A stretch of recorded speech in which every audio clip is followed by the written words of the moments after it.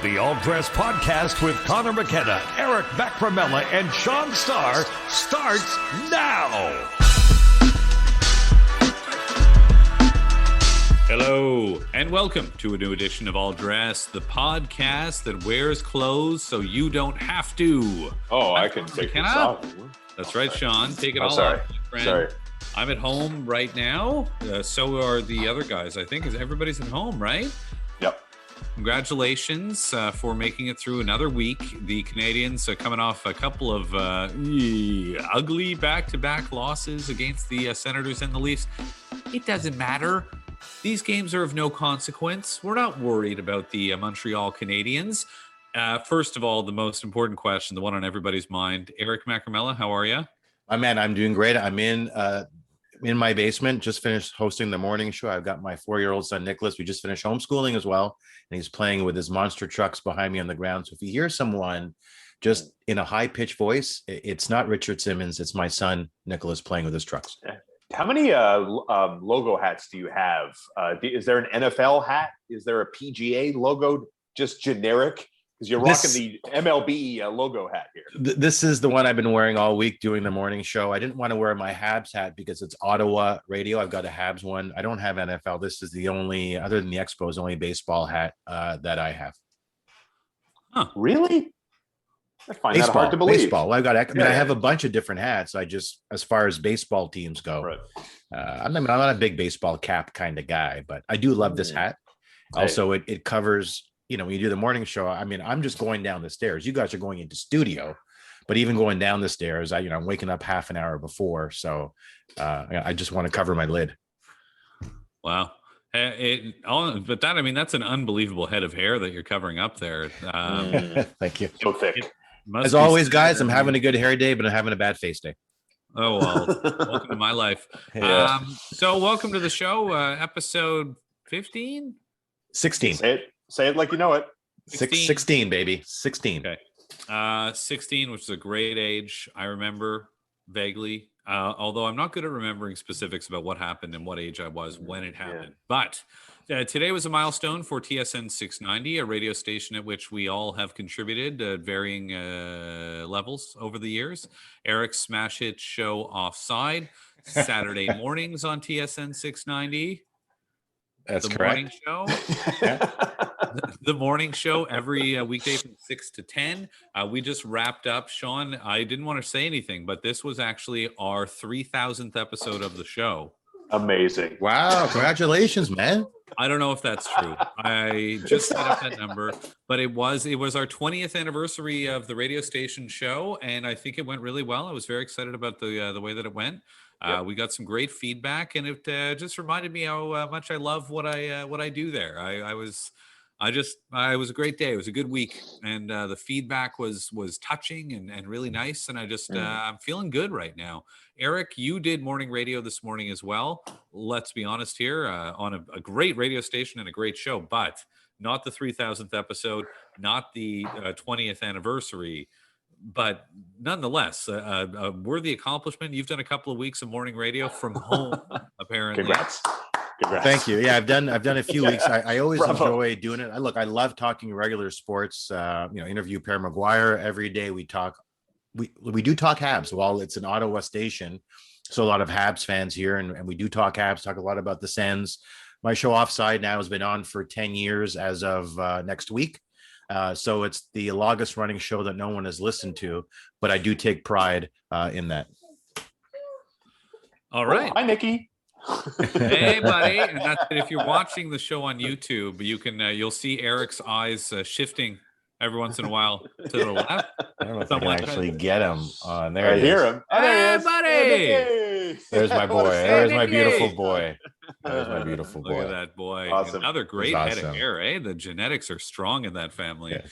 All right. So, boys, and that's it. I mean, I don't know if there's anything else I really wanted to add about No, but you know what, Conor? This is a huge accomplishment for you guys. The number of shows you've done, your show has continued to evolve. It was great to begin with. It's even better now. And at a time like this, when people are stuck at home, their relationships with other people have suffered. They don't see a lot of the same people. So for a lot of people, they connect via this radio show. And you and Shaun have become really an integral part of people's lives because this is how they connect socially. So don't sort of undermine the importance of what you do. It's more important today than ever.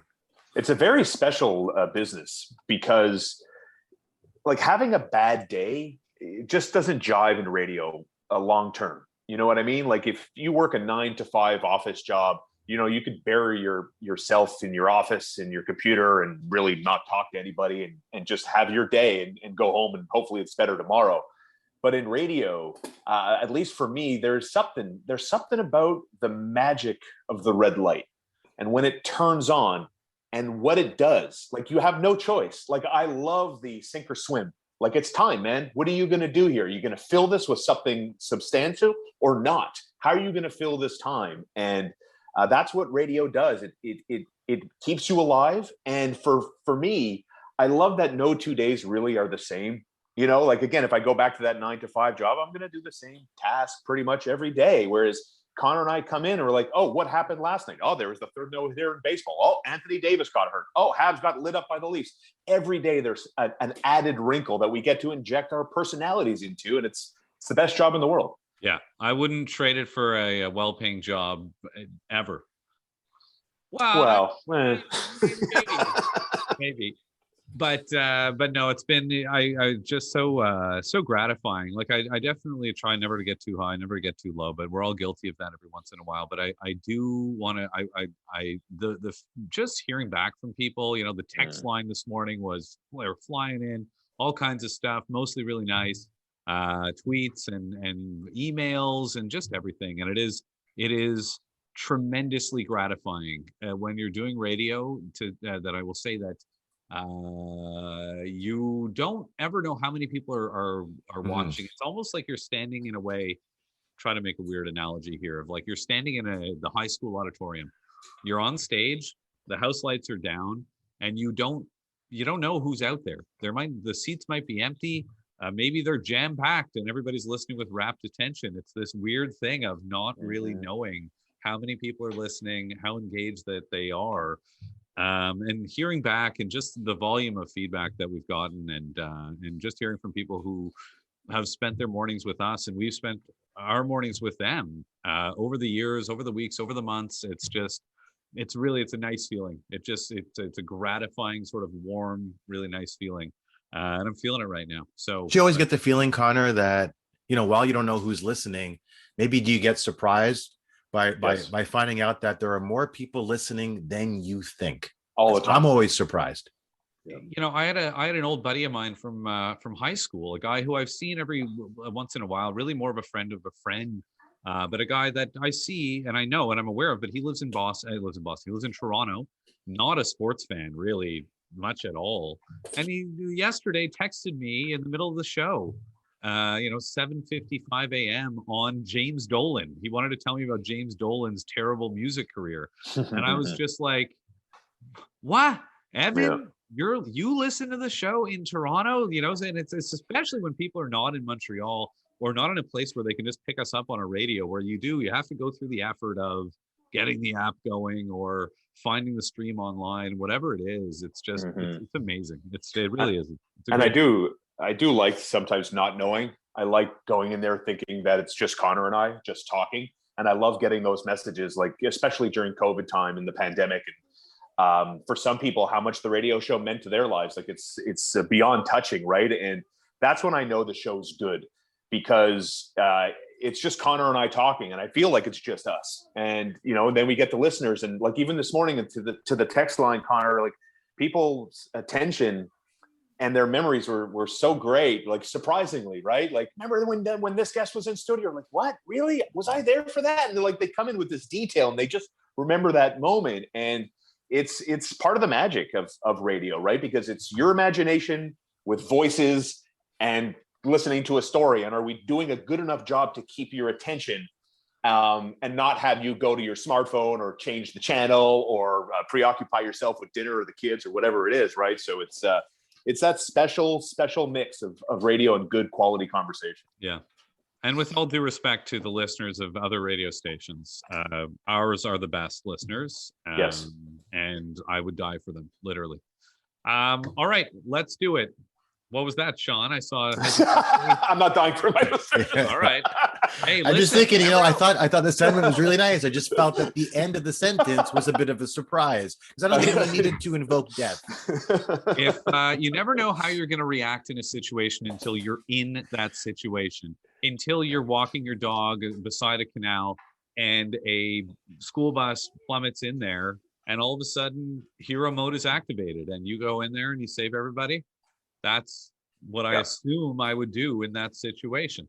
No, wait, Conor, I would just say just one thing before we move on is, I forced myself into the radio business 11 years ago when there was no legal analyst. And I introduced that to, at the time, Chum that owned the station and said, hey, this is what you guys need as a legal analyst. But I have to say over the years, what I have loved the most, having my show and hosting other shows and just being on the radio is our listeners are so incredibly passionate and there's such feedback, good and bad, that it makes you feel so engaged as a sports fan, so engaged in the community that there is not a day that goes by that I am not grateful, even with the bad stuff, not grateful to be doing what I'm doing. I think it's an incredible honor and an incredible privilege to be part of the conversation.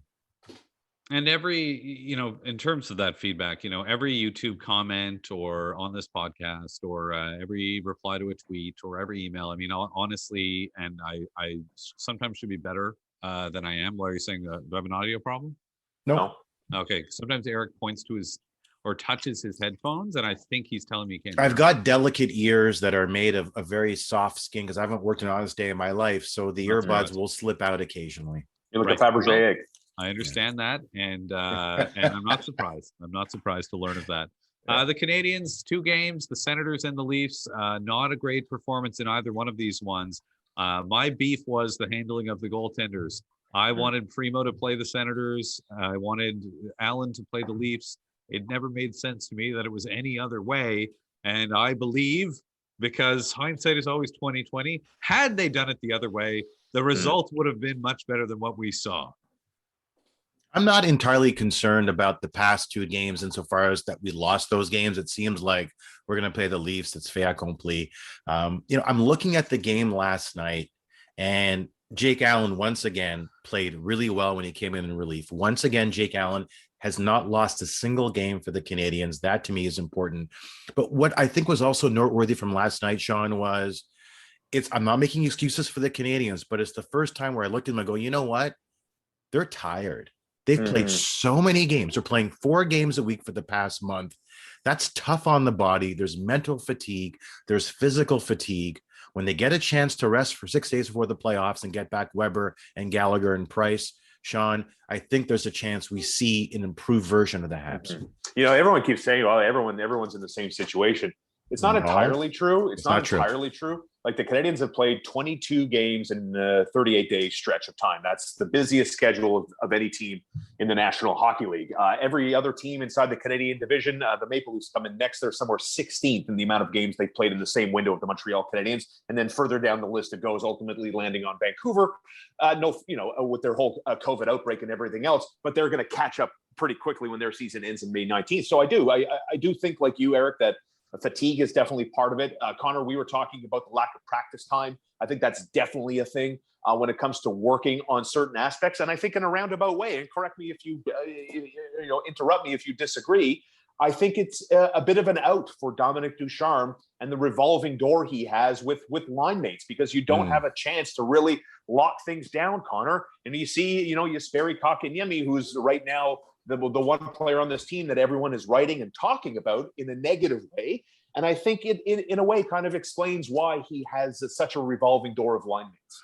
Yeah, I think that's true. What Kotkaniemi can do and will have an opportunity to do, not so much in the 3 games left in the regular season. But I think that when I'm thinking now about the playoffs, and they're going to be there, they just got to pick up 1 point, just 1 point. And even if they don't pick up 1 point, they'll still probably be there. It's that they're not going to play, we know now, until Tuesday the 18th, it sounds like, is the earliest start date for the Canadians in the playoffs. Right. Meaning that they'll play their last regular season game on Wednesday the 12th, I guess it would be. meaning that they'll have 6 days to get ready for the playoffs. And Minimum.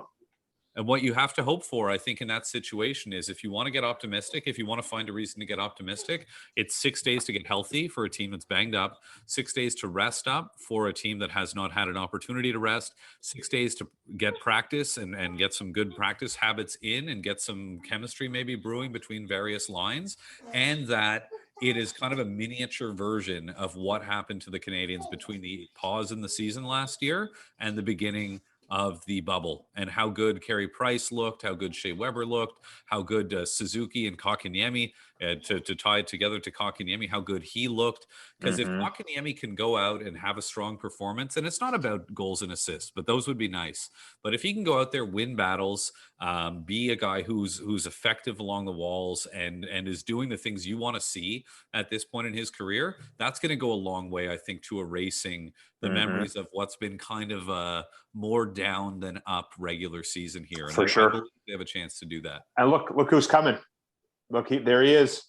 That's Carey Price today. That's Carey Price in full practice gear, doing his reps, getting when he's on the ice in full gear. So that is we know that he's not technology. playing this week. Yeah, but you know what? That's right. Again, guys, the way Jake Allen is playing, I understand the bias to Price, and it's well deserved. But the way Jake Allen's played this season, even coming in yesterday in relief, he's playing well. The issue is not that, as far as I can see. It's just a team that needs to be well rested. And if you're playing the Leafs, Philippe Danault is going to be an important part of the Canadiens' success. His ability to be a shutdown forward, to shut down Austin Matthews. The issue is they also have Tavares, they have Minor. They have Tavares, Nylander, and Marner. That's an issue, obviously.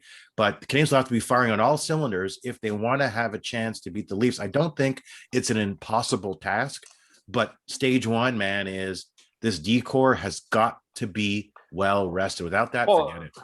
You didn't even mention Jack Campbell. He's got 16 wins. I mean, it's he's having a phenomenal stretch run for the Maple Leafs. And we could talk about to Conor's point about guys getting healthy, resting up, getting ready for the ride of the first round of the playoffs against Toronto, and the opportunity here to work on a lot of things, because it's a long stretch where this team is averaging about just under 2 goals a game.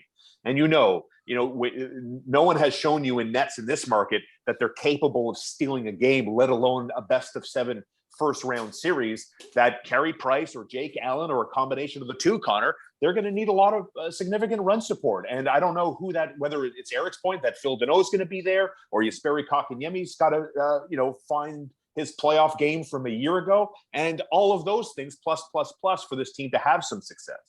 They need a run of good goaltending. I mean, above average goaltending, which is certainly not a foregone conclusion, and a power play that is able to contribute in a playoff series, especially for going against a Leafs team that's been quite bad on the power play now, going back for a pretty long time.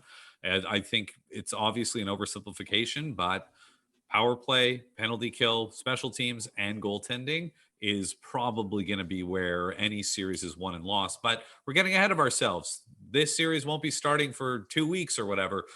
We don't want to overdo it here. We'll wait. We'll tee it up when the time comes. Plus, I don't know if you guys believe in magic, but we don't want to jinx it. Ooh, I believe in magic. Well, the only thing that I want to just say, and I know maybe I'm continuing to jinx it, is we all know playoff hockey is entirely different than regular season hockey. You score fewer goals. So maybe this team is more aptly built for the playoffs. Nikki, please. They've been practicing, scoring fewer goals on purpose. Yeah, scoring fewer goals. And I am optimistic. I'm optimistic insofar as the power play goes, because now Ducharme is utilizing Suzuki on the flank. He's got Toffoli on the point, Caulfield on the flank. This power play is much improved in theory over the past 2 weeks. And I find that, as an Egyptian male with man boobs, to be very exciting. I just hope they don't go back to the old looks once they get all the guys back. Yes, you're so right. No more Weber, please, on the point, please. Okay, let's talk a little bit about James Dolan, the New York Rangers this week. What a wild week this was. Shaun, we managed not to talk about this for 4 hours today. It culminated in a $250,000 fine for the Rangers organization yesterday. We got that right.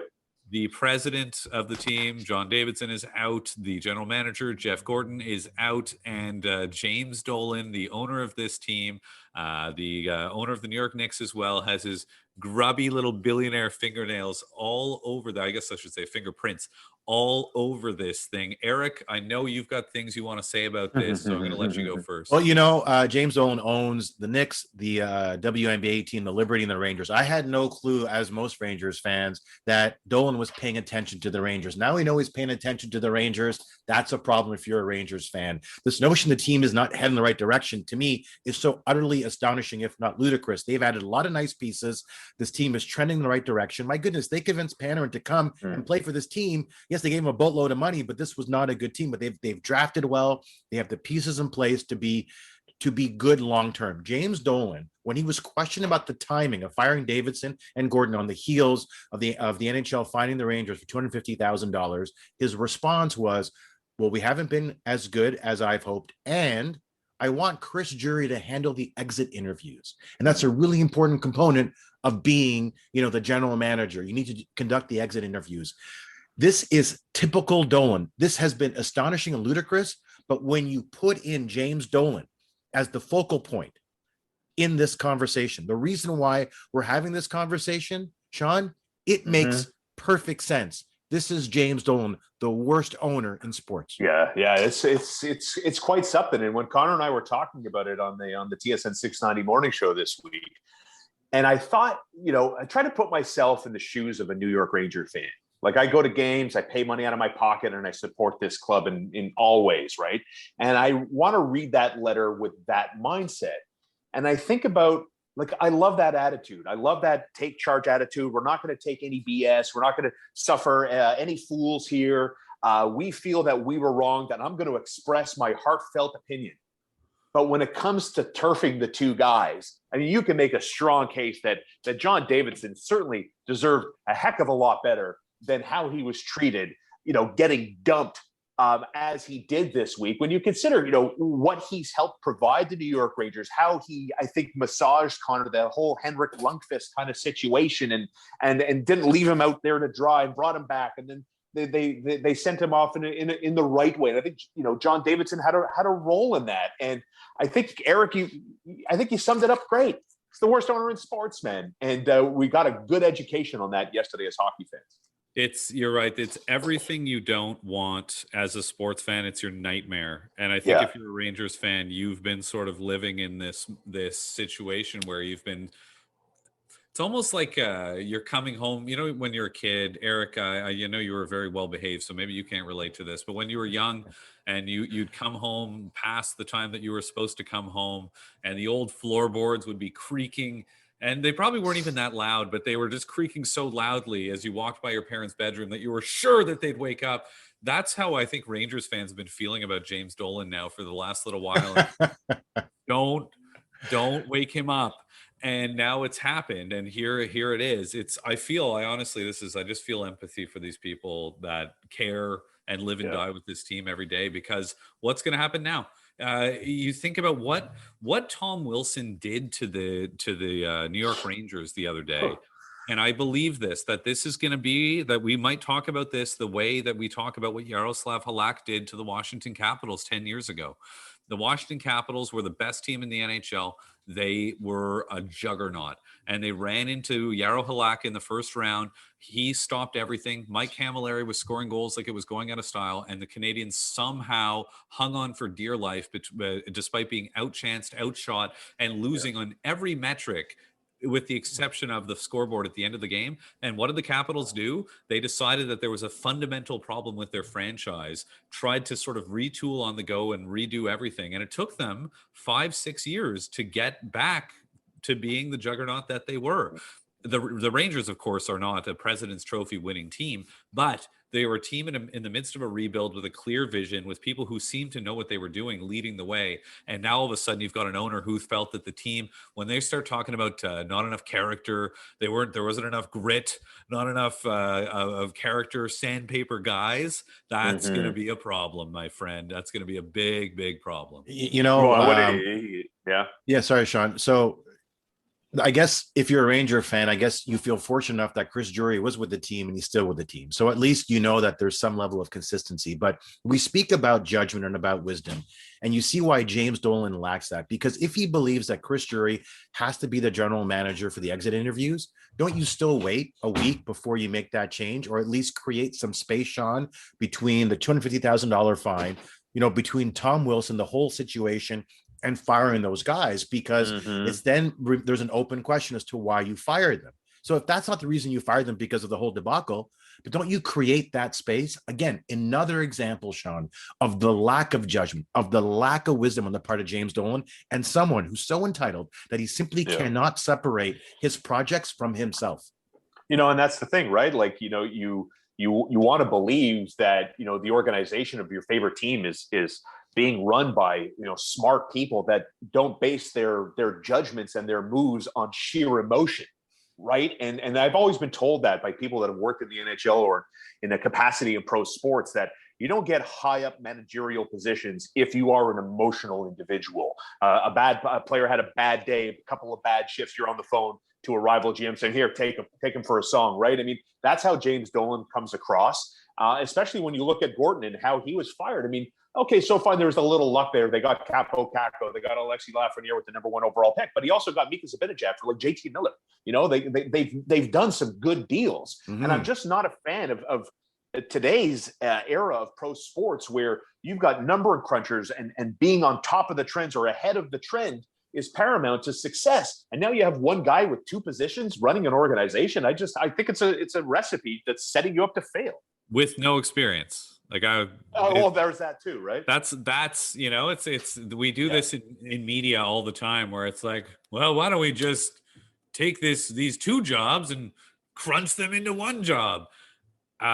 Rarely does this yield better results than what the previous thing yielded, and you do wonder at what point, and what a tough spot this is for Chris Drury. And I always feel for these guys, again, as much as one can feel for people that have had as much financial security as they've had their entire lives. That's, as Eric knows, that only goes so far. It's a tough spot. If you have been working for years to become a head coach, you've been working for years to be a general manager or an executive, and you kind of want to strike while the iron is hot. Remember, the Rangers were hot after Chris Drury. No, excuse me, the Penguins were hot after him. They wanted to hire him when Jim Rutherford bailed on them, and that didn't end up working out. But he was slated to sort of be maybe one of the next big things in sports executives. This is a tough spot that he's in now all of a sudden. First of all, his credibility is undermined by being viewed as being James Dolan's guy. And also, if Dolan is going to undermine him or be too hands-on during his time here, he could destroy whatever reputation that he's been building for the last couple of years. Now, there's plenty of people in the world to feel bad for, I realize, but I have sympathy for people that end up in a tough spot like that in their first big opportunity. How funny was it? So Mark, the day of, Mark Messier is on ESPN radio in New York and expresses his wish to coach the Rangers. And at which point he was asked, do you have any experience? He goes, I have no experience, but I 1,000% want that job. He said, look, I don't have any experience, but if you can't do something well, you surround yourself with people that can do that job, which I guess you would say, well, surround yourself with a head coach and don't be the head coach. I thought the timing of that was fascinating to me. Well, he also, he's lobbying so hard for that job, right? Because, James Dolan came out, so my Rangers, they're too soft. Messier comes out and says, hey, listen, you want the best recipe to be successful in the NHL? You got to beat him on the scoreboard and you got to beat him in the alley. That's what he said. That's what he said. You talk about a lobbying effort, right? When I read that type of language, to be successful, you have to beat them in the alley. I'm like, your resume's at the bottom of my pile. Well, Patrick was a former teammate of Chris Drury's, if memory serves. Wonder if there might be a fit there as he's looking to get back in the game. I'm only half kidding. All right, we're short on time, so let's get this going. Listen, everything we've been doing for the last half hour really has just been a lead up to what we really wanted to do, and that is this episode's top 4. And that is, and because it's episode 16 is a multiple of 4. This is a very, very special. Well done. Top 4 for us here. Thank you. It's our top 4 Canadian actors. Actors who are Canadian. Now, I don't think that Sean's having... Oh, you got the dog? Okay. Making noise. This is anybody who acts, right? This isn't just men. This is men or women, right? Yeah, everyone. Okay. All right. Thanks a lot for making my picks in advance sound sexist. I really appreciate that. By the way, next week our top 4 should be top 4 names for this part of the segment. Yeah. Okay. Fab 4. Right. Our Fab 4. Yeah. And I also like the one Eric threw on Twitter yesterday when I tweeted about my special KD formula. Yeah. Top 4. What was it? KD ads or KD hacks or whatever. KD ads. KD. Yeah. Right. I like it too. Yep. Okay, boys. I'll go first. Okay. Absolutely. Yep. Number 4. Hey, by the way, okay, good. Connor, start at 4, please. Number 4, Jay Baruchel. I got to give my boy Jay Baruchel. I'm biased, but old friend of mine from high school, not the one I was talking about earlier in the show. So Jay's on my list. Dude, I was funny. I was thinking about him yesterday. I don't know why, but like Almost Famous, Saving Private Ryan. This guy has been in like some massive movies. Not Saving Private Ryan. He wasn't? I think he was in like The Thin Red Line, maybe, or something. He was definitely in Tropic Thunder, but I don't. Right. I don't think he was in Saving Private Ryan. Number 3, Michael J. Fox. Oh, Marty McFly. Come on, baby. Iconic roles. Eric, I know you loved him in Family Ties. So Michael J. Fox. Number 2 on my list, Catherine O'Hara. Catherine O'Hara, who you may know as the mom from Home Alone. I know as Moira Shit from Schitt's Creek, which is truly one of my favorite comedy shows of all time. And I think she's the glue that holds that show together. Her character is so funny. I love Catherine O'Hara. All the Christopher Guest movies and stuff. You know the name, you know the face. She's been around forever. She's a genius, and I love her. And number 1 on the list, his name means cool breeze in Hawaiian. Gotta be Keanu Reeves, aka John Wick, aka Johnny Utah, aka so many roles. I mean, Neo, obviously. Love Keanu Reeves, and by all accounts, I've never met him, but Keanu Reeves is by all accounts one of the coolest guys you'll ever meet in the whole world. Super down to earth, just a great dude, and that goes a long way for me too. That's a good one. Keanu Reeves, Ted from Bill and Ted's Excellent Adventure and Bogus Journey, and then into Point Break, which I loved when that movie came out. It was on. Can you guys hear my kids being tortured by each other? Can you guys hear my kids screaming? No. Wait, really? You can't? I'm muting. One of them is stupid. The other one is more stupid, apparently. And now they're screaming and they are shrieking. Sounds Nikki like can shriek like nobody's business. That 4-year-old has got a set of lungs that makes Mariah Carey envious. All right, Sean. Sorry, man. All right. Coming in at number 4, I'll start my list with Uncle Buck. John Candy coming in at number 4. I watched Uncle Buck, I don't know, felt like a month ago. Still so good. Canadian Bacon, another classic John Candy movie. So John Candy starts off my list at number 4. Coming in at number 3, so handsome, Ryan Reynolds at number 3. He's been in a bunch of good movies, has he not? Right? Definitely. I'm curious, though. Is he even the best Ryan Canadian actor? Because Ryan Gosling is number 2 on my list. When I look at Ryan Gosling, it's like looking in a mirror. Connor, I see you nodding in agreement. Thank you for that. And number 1, yes, please, Connor, please. When I kid you not, in my heyday of going out on the town, nobody's going to believe this because of my my now misshapen face. But when I used to go out on the town, I used to go to Tokyo all the time. That was like the bar that me and my friends went to. And there was a big bouncer there who called me Ryan, because this was the time when Ryan Gosling grew in his facial hair for the first time, and he was like full icon. And I kid you not, I swear to God, I was mistaken for Ryan Gosling on more than one occasion. And this bouncer heard about it and just always called me Ryan. And we would sometimes, he would walk around with me, this huge guy, walk around with me in the club, be like, yo, stay out of Ryan's way. Wow, I was mistaken for everybody. I was mistaken for everybody on America's Most Wanted, so we don't have that in common. So wait, sorry, Sean, your number 1 was? I haven't told you yet. Tell me that Ryan Gosling, did it work? Like when the bar closed, when you went home? I know. You know what? I'm an honest man. That's I would never do something like that. Coming in at number 1, wrapping up my top 4 list of great Canadian actors. The one, the only, He loved sexy green ladies. It's Captain Kirk. It's Bill Shatner, number 1. Come on. What do you mean, come on? He's a Montreal icon. He's Bill Shatner. So he's Captain Kirk with a bullet. Always over the top. Not my favorite. Oh, so good. So cheesy. All right, my top 4. I begin number 4, Leslie Nielsen. The airplane movies, Naked Gun movies. Those were fantastic. And he was really unique in what he did. And he was really funny, had a long story career as an actor, but really found his niche in pop culture when he did these comedies and these spoofs. Number 3, Jim Carrey. Maybe he's too big to be on the list. Maybe it's an unoriginal choice, but he is immensely talented and has carved out for himself a niche in pop culture by way of some of these iconic roles he's taken. By the way, Pet Detective 2 will be coming out at some point in time, featuring his bum talking. I watched Ace Ventura not that long ago. Tried to again. Yeah. Oh boy, I mean, have my taste changed since I was 10 years old? I thought that was the funniest thing I'd ever seen in my life at 10 years old, and I found it unwatchable. Really? Yeah. When he asked for Banaka with his butt, he's like, remember how hard you left? Come on. Number 2 on my list, actually, it's one that's on Sean's list. We often have overlap, Sean. William Shatner. Spock. You understand, we're human. I love the overacting, and there's something about him that's so special that McGill, where I went to school, felt quite passionate about having the student union building named after him, only unofficially, because I think McGill wanted his name attached to the McGill brand. But William Shatner, and also for his longevity, he's still not dead.